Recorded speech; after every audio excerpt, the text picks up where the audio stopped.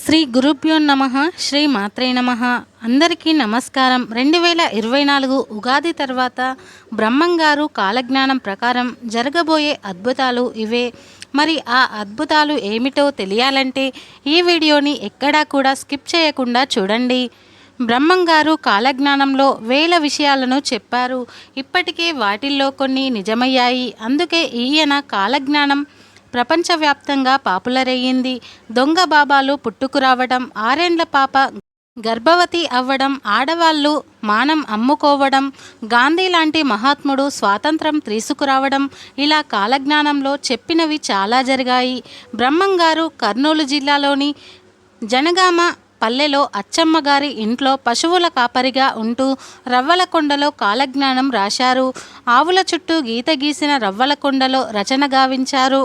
రవ్వలకొండ జనగామ పల్లెకు 1.5 కిలోమీటర్ల దూరంలో ఒక కొండ పైన ఉన్నది. ఆ కొండ గుహలో కూర్చొని కాలజ్ఞానం రాశారు బ్రహ్మంగారు.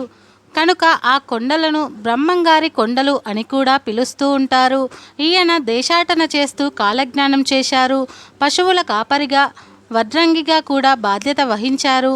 ఆయన భవిష్యత్తులో జరిగిన అనేక సంఘటనలో విషయాలను ముందుగానే దర్శించి వాటిని తాళపత్ర గ్రంథాలలో భద్రపరిచారు. ప్రస్తుతం జరుగుతున్న అనేక విషయాలు ఆయన కాలజ్ఞానంలో ఉన్నవి. పోతులూరి వీర బ్రహ్మేంద్ర స్వామి కాలజ్ఞానం ఒకేసారి చెప్పలేదు.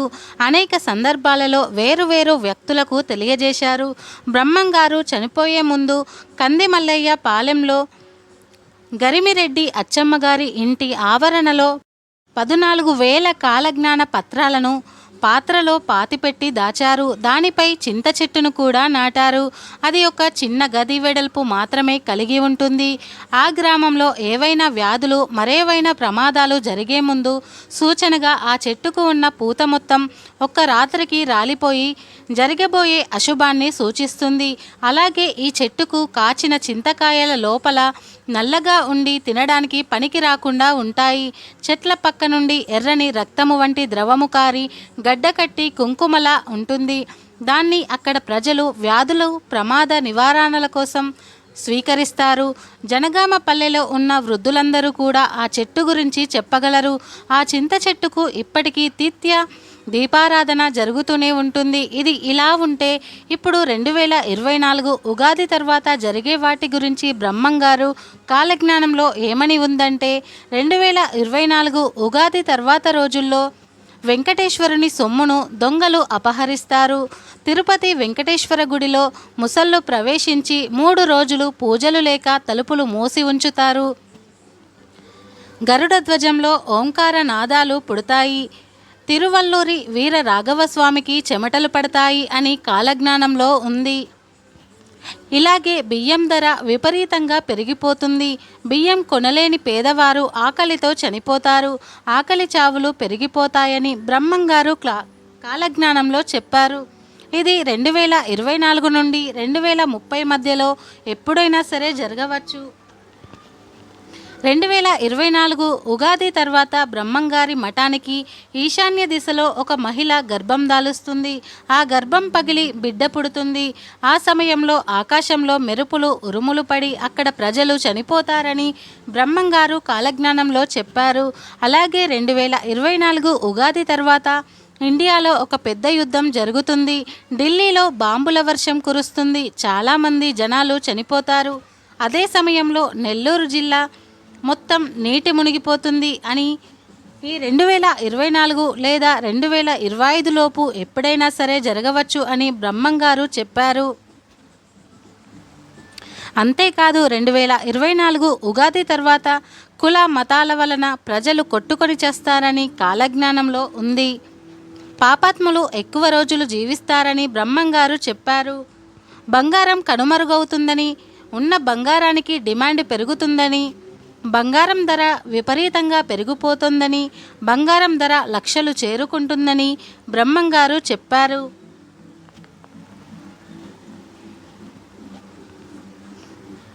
అలాగే ఇత్తడికి కూడా రేటు బాగా పలుకుతుందని బ్రహ్మంగారు చెప్పారు. కృష్ణమ్మ నది కనకదుర్గమ్మ వారి ముక్కు పుడకను అందుకుంటుందని కాలజ్ఞానంలో ఉంది. ఒకవేళ జలప్రళయం ఏర్పడి లేదా భూకంపం వచ్చి నాగార్జున సాగర్ డ్యాం బీటలు పడి అలాంటి విపత్తే జరిగితే కృష్ణానది ఇంద్రకీలాద్రిని తాకే ప్రమాదం ఉంది. 5000 సంవత్సరాల తరువాత గంగా నది కనిపించకుండా పోతుంది అని బ్రహ్మంగారు చెప్పారు. దీనిపైన ఉన్న భిన్న వాదనలు ఉన్నాయి. 2024 ఉగాది తర్వాత చెన్నకేశవ స్వామి మహిమలు నాశనం అయిపోతాయని బ్రహ్మంగారు చెప్పారు. ఇంకా కృష్ణానది మధ్య ఒక బంగారు రథం పుడుతుంది. దాన్ని చూసిన వారికి ఆ కాంతి వల్ల కన్నులు కనపడవు, గుడ్డివారు అవుతారని ఉంది. 2024 ఉగాది తర్వాత పర్వతానికి ఒక ముసలి వస్తుంది. అది 8 రోజులు ఉండి బ్రహ్మరాంబ గుడిలో దూరి మేకపోతు వలె అరచి మాయమైపోతుంది అని బ్రహ్మంగారు చెప్పారు. బెంగళూరు అమ్మవారి విగ్రహం నుండి రక్తం కారుతుంది. 2024 ఉగాది తర్వాత వేప చెట్టు నుండి అమృతం కారుతుందని బ్రహ్మంగారు చెప్పారు. అలాగే శ్రీశైలానికి దక్షిణాన కొండల నుండి రాళ్ళు దొర్లిపడి జనం నష్టం జరుగుతుంది. పగిలిన రాయి మొక్కలు లేచి ఆకాశానికి ఎగురుతాయని చెప్పారు. దేవి శక్తిపీఠాలలో ఒకటైన శక్తిపీఠం అలంపూర్ జోగులాంబ, ఇది మహబూబ్ నగర్ జిల్లాలో ఉంది. అయితే 2024 నుంచి 2032 లోపు అమ్మవారి కంటనీరు స్తనాల నుండి పాలు కారుతాయని చెప్పారు బ్రహ్మంగారు. కర్నూలు జిల్లాలో యాగంటి ప్రసిద్ధ పుణ్యక్షేత్రం ఉంది. అందులో యాగంటి నందీశ్వరుడు అంతకంతకు పెరిగి రాళ్ళు మిమ్ముతాడని చెప్పాడు. అయితే నందీశ్వరుని చుట్టూ తిరిగి 100 సంవత్సరాల క్రితం స్థలం ఉండేదట. కానీ నందీశ్వరుడు పెరగటం వలన స్థలం లేకుండా పోయింది. 20 సంవత్సరాలకు ఒకసారి విగ్రహం 1 అంగుళం పెరుగుతుందని పురావస్తు శాస్త్రవేత్తలు చెబుతున్నారు. 2024 ఉగాది తర్వాత భారతదేశం అగ్రరాజ్యం అవుతుందట. 2028 నాటికి భారత ప్రపంచంలోనే అగ్రదేశంగా నిలుస్తుంది అని చెప్పారు. ఏ విధంగా 2024 తర్వాత రోజుల్లో ఆవు కడుపులో మనిషి జన్మిస్తుందని కూడా ఆయన తన కాలజ్ఞానంలో చెప్పారు. పంచాంగాలు పూర్తిగా దారి తప్పుతాయని బ్రహ్మంగారు చెప్పారు. జనుల కడుపులో మంటలు పుడతాయి, నోట్లో బొబ్బలు వస్తాయి, నెత్తురు కక్కుతూ జనాలు మరణిస్తారు, అలాగే మృగాలు కూడా చస్తాయి అని బ్రహ్మంగారు కాలజ్ఞానంలో చెప్పారు. కృష్ణ గోదావరి నదుల మధ్య ఆవులు గుంపులు గుంపులుగా పడి చేస్తాయని బ్రహ్మంగారు చెప్పారు. సూర్యమండలం నుండి మాటల రూపంలో శబ్దం వినపడుతుంది. రాత్రింబవళ్ళు గద్దలు గుంపులు గుంపులుగా కూడా అరుస్తూ ఉంటాయి.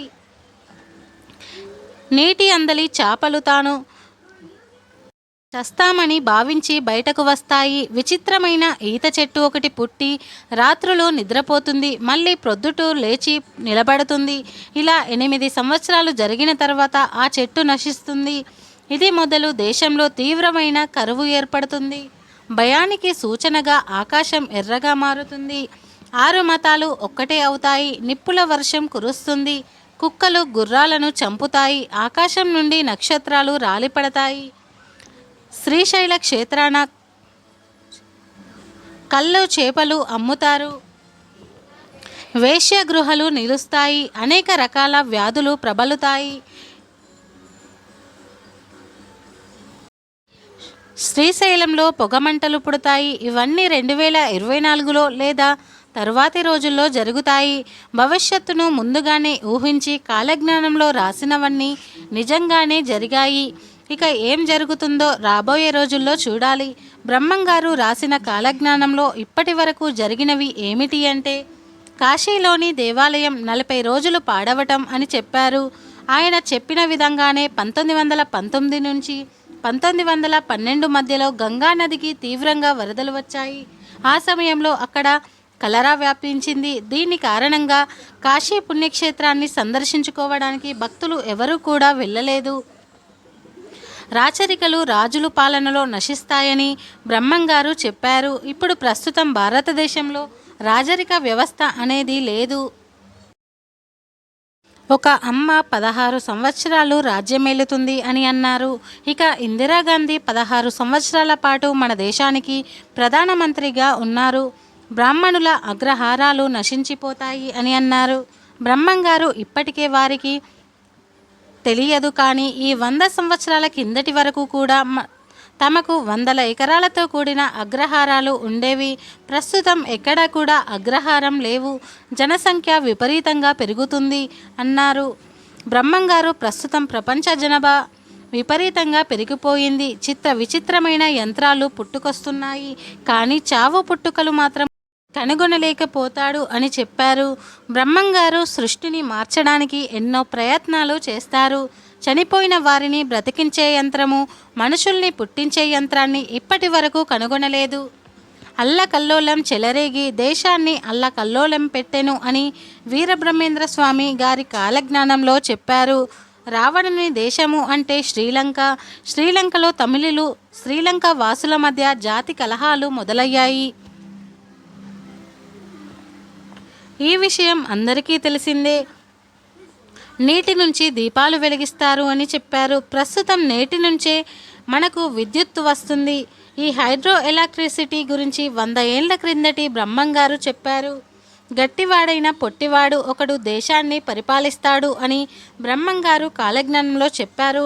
ఇప్పటి వరకు దేశాన్ని పాలించిన ప్రధానులలో పొట్టివాడైనటువంటి లాల్ బహదూర్ శాస్త్రి సమర్థవంతమైన పాలనను అందించాడు. దొంగ బాబాలు ఎక్కువగా ప్రజలను మోసం చేస్తారు. వేశ్యల వల్ల ప్రజలు భయంకర రోగాలకు గురి అవుతారు. వావి వరసలు లేకుండా మనుషులను మృగాల్లాగా ప్రవర్తిస్తారు అని బ్రహ్మంగారు కాలజ్ఞానంలో చెప్పారు. ప్రస్తుతం ప్రపంచాన్ని గడగడ వణికిస్తున్న ఎయిడ్స్ వ్యాధికి మందే లేదు. ఈ వ్యాధి వచ్చిన వారు మరణించక తప్పదు. అక్రమ సంబంధాలు ఇటీవల విపరీతంగా పెరిగి హత్యలకు దారితీస్తూ ఉన్నాయి. విదేశీయులు వచ్చి భారతదేశాన్ని పరిపాలిస్తారని బ్రహ్మంగారు చెప్పారు. బ్రహ్మంగారు చెప్పినట్టుగానే బ్రిటిష్ వారి జీవితంలో భారతదేశంలోనే ప్రజలు చాలా సంవత్సరాలు బానిసలుగా బ్రతికారు. ఫ్రెండ్స్, మా వీడియో నచ్చితే లైక్ చేయండి, షేర్ చేయండి. అలాగే మా ఛానల్ని సబ్స్క్రైబ్ చేసుకొని పక్కనే ఉన్న గంట సింబల్ని యాక్టివేట్ చేయండి. మేము పెట్టే ప్రతి వీడియో మీకు నోటిఫికేషన్గా వస్తాయి. వీడియో నచ్చితే కామెంట్ బాక్స్లో ట్రూ అని కామెంట్ చేయండి. ధన్యవాదాలు.